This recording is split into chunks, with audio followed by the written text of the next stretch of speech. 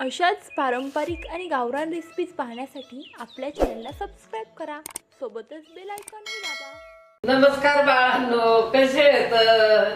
मजेत आहेत का बाळांनो? मी आज तुम्हाला ना गुळाची पोळी बनवून दाखवणार आहे। आणि थंडीच्या दिवसात खायला आहे ना ही गुळ पोळी खूप पौष्टिक असते। आता आहे ना बाळांनो, लवकरच मकर संक्रांत येणार आहे। ह्या मकर संक्रांतीला ना तुम्ही गुळ पोळी बनवू शकतात। काही जण याला बाळांनो गुळाची पोळी म्हणतात, काही जण याला तिळाची पोळी म्हणतात। चला मग आपण तिळाच्या पोळीसाठी पीठ मळून घेऊ। पीठ मळायला एक परात घेतली, याच्यामध्ये ना या 2 वाट्या गव्हाचं पीठ घालू। आता अर्धी वाटी मैदा घेतलाय, ते पण याच्यात घालू। मैद्यामुळे पोळी खुसखुशीत बनती आणि मऊ किंवा असं नरम पडत नाही, आणि पोळी आहे ना अगदी 3-4 दिवस खुसखुशीत राहती। आपला हे गोडाचा पदार्थ आहे ना, म्हणून थोडं मीठ घालू त्याच्यात। आता याच्यामध्ये आहे ना 1 चमचा गावरान तूप घालू। ह्या वाटीत आहे ना मी निम्म दूध आणि निम्म पाणी एकत्र करून घेतलंय। आता ही थोडं थोडं घालून पीठ मळून घ्यायचं। आता याला सगळं एकत्र करून घेऊ। हे असं पीठ एकत्र केलं ना, मैदा हे मीठ सगळं एकत्र हे होतं, आणि असं थोडं थोडं दूध घालून मळायचं पीठ।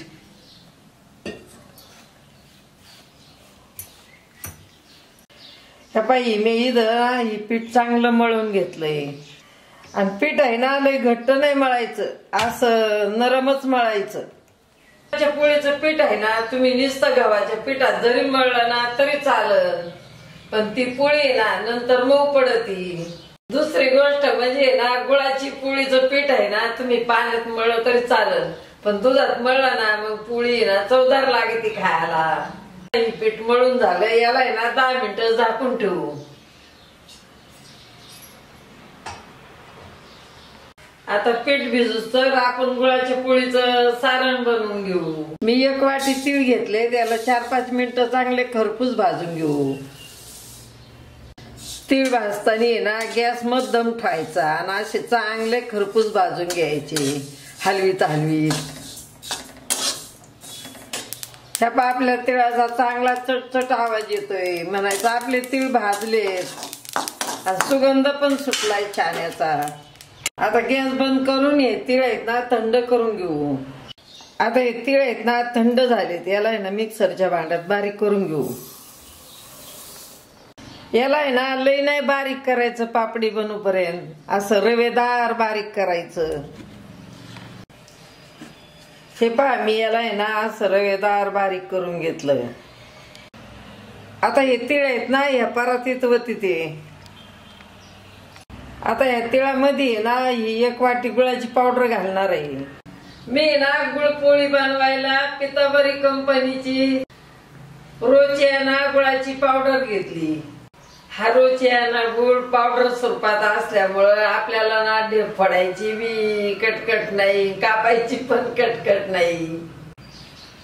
हे ना आपण नुसता फोडायचा आणि आपल्याला जे पदार्थ बनवायचा ना त्याच्यात घालायची ही पावडर। आणि पावडर आहे ना वापरायला बी सोपी आहे आणि मोजायला पण सोपी आहे। आपण कशात मोजू, चमच्यानी मोजू नाही तर वाटीनी मोजू। दुसरी गोष्ट अशी आहे ना हे गुळ खायला शरीराला खूप पौष्टिक असतो, म्हणून मला आहे ना ही गुळाची पावडर खूप आवडती। तुम्हाला आहे ना ही रुचियाना गुळाची पावडर घ्यायची असेल ना तर हिची लिंक आहे ना मी खाली दिलेली आहे। आता आपण आहे ना याच्यात 1 वाटी गुळाची पावडर घालू, आणि गोड पोळी खायला चांगली लागते ना, म्हणून मग मी 1 वाटी गुळाची पावडर घेतली। आता याच्यात आहे ना 1 चमचा विलायची पावडर घालू, आहे ना अर्धा चमचा सूट पावडर घालू, 1/2 चमचा आहे ना जायफळ पावडर घालू। आता या मिश्रणाला ना एकदा परत चांगलं बारीक करून घेऊ। मी ना आता ही सगळं सारण बारीक केलंय, आता याला परातीत काढून घेऊ। आता ह्या सारणाला आहे ना आपण चांगलं असं मोकळं मोकळं करून घेऊ।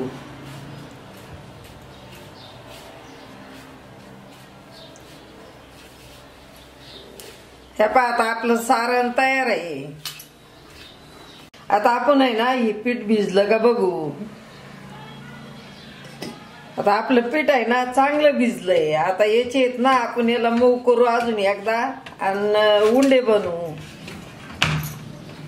आता आपण गुळपोळी बनवायला आहे ना उंडा तोडून घेऊ. एवढा उंडा तोडायचा आणि असं गुळ चांगलं दोन्ही हातावर मळून चुळून उंडा बनवायचा असा. आणि आपण पोळीला उंडा बनवितो ना पुरणपोळीला असं वाटी बनवायची.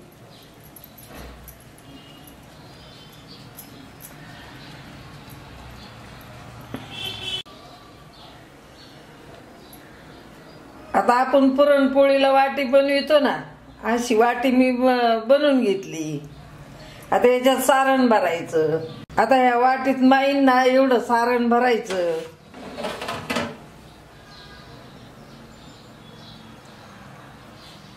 असं दाबून दाबून भरायचं.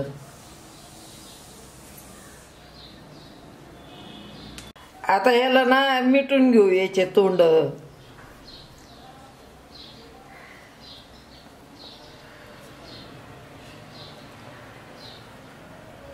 आणि असं आहे ना चांगलं बंद करायचं याला. मग लाटताना आहे ना असं सारण बाहेर नाही आलं पाहिजे.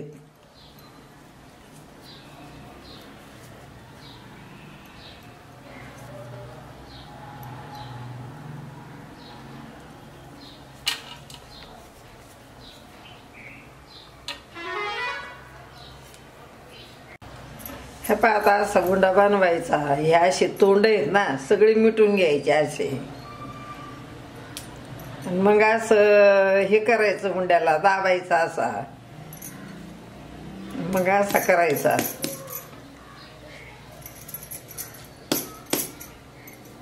बाळांनो आपल्याकडे काळा मसाला आहे, तरीची लाल मिरची पण आहे आणि आता आपण कांदा लसूण मसाला आणलाय. कुरकुरीत सोलापुरी शेंगदाणा चटणी पण आणली. कांदा लसूण मसाला आहे ना गाय गडबडीच्या कामाला खूप उपयोगी आहे. पटकनी घालायचा कोणती पण भाजी बनवायची. भाजी ना इतकी भारी बनती ना एकच नंबर बनती. आणि तुम्हाला हे मसाले आणि सोलापुरी शेंगदाणा चटणी घ्यायची असेल ना ह्या नंबरला व्हॉट्सअप करा. तुम्हाला याच्या किमती पाहिजे असेल ना तर ह्याच नंबरला हाय मेसेज करा. मग तुम्हाला किमती पण समजते. आतापर्यंत ना लय बाळांनी मसाला आणि सोलापुरी शेंगदाणा कुरकुरीत चटणी घेतली. त्यांना खूप आवडली. तुम्ही बी घ्या, तुम्हाला बी आवडत. तुम्हाला माझे मसाले आणि सोलापुरी शेंगदाणा कुरकुरीत चटणी कशी वाटली हे आजीला सांगायला विसरू नका. नक्की नक्की सांगा बर का. हे पण मी आता बुंडा बनवून घेतलाय आणि याचे तोंड पण चांगले मिटून घेतलेत. आता आहे ना आपण पोळी लाटून घेऊ. थोडासा गव्हाचं पीठ लावून आपण ही पोळी लाटून घेऊ. ना अशी मध्यभागी आणि काठाला सारखी लाटायची. हळूहळू लाटायची मग फुटायची नाही.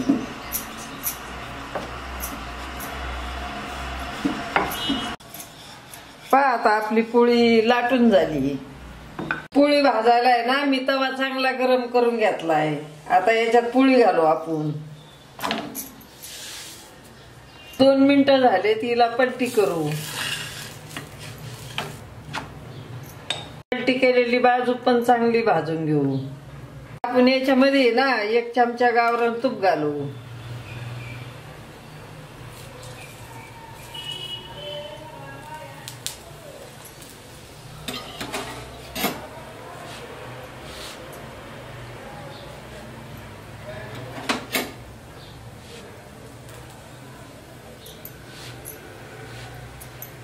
बघा आपली पोळी किती टम फुगायला लागली.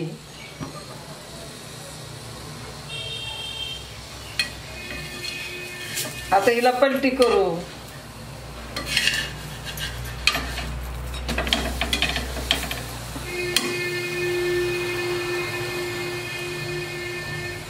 ह्या बाजूने बी किती पोळी टम फुगली. आता हिला आहे ना खरपूस भाजून घेऊ. आपली पोळी किती खरपूस भाजून झाली. आता हिला काढून घेऊ.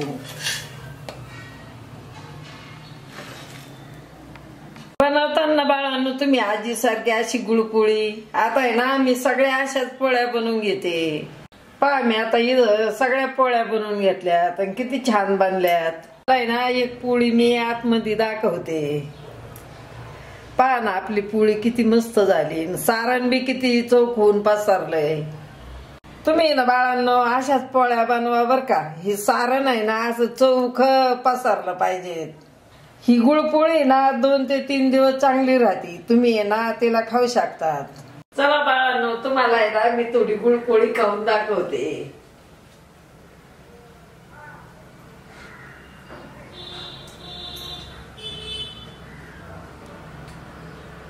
बाळांनो, लय भारी झाली माझी गुळपोळी. लय मस्त झाली, एकच नंबर झाली. इतकी मस्त गोड गोड लागून राहिली ना, खूप छान झाली. आणि थंडीत खायला आहे ना खूप भारी गुळपोळी. माझी गुळपोळी आवडली असेल ना तर लाईक करा आणि शेअर करा आणि माझ्या चॅनलला सबस्क्राईब करा आणि घंटीचं बटन नक्की दाबा बरं का, नाही तर विसरतात. असा खेळा, खूप खूप मजा करा आणि येणाऱ्या संक्रांतीला आहे ना आजी सारखी ही गुळपोळी नक्की बनवून खा. तुम्हाला आहे ना हे रुचियाना गुळाची पावडर घ्यायची असेल ना तर याचा फोन नंबर आहे ना मी खाली दिलेला आहे. बाळांनो, ही गुळपोळी आहे ना तुम्ही दुधात चुरून खा नाही तर तुपात बुडून खा. लय भारी लागती, एकच नंबर लागती. तुम्ही ना ही गुळपोळी बनवा, खा आणि तुमची गुळपोळी कशी झाली ती मला सांगायला विसरू नका. चला आता भेटू आपण पुढच्या रेसिपीला.